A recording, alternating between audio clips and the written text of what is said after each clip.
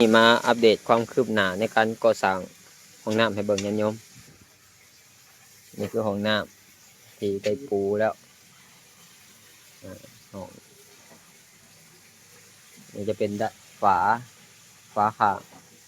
จะเป็นลายนี้สีขาวแล้วก็มีหูฝาทั้งพื้นก็จะเป็นอีกลายหนึ่งฝาจะเป็นหนา40 คูณ 25ถ้าพื้นเท่าไรก็พื้นนี่หนา40 คูณ 40เลยเนาะอันนี้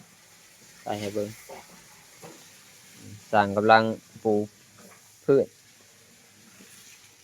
นี่คือห้องทำอิฐที่ปูพื้นส่วนห้องนี่ปู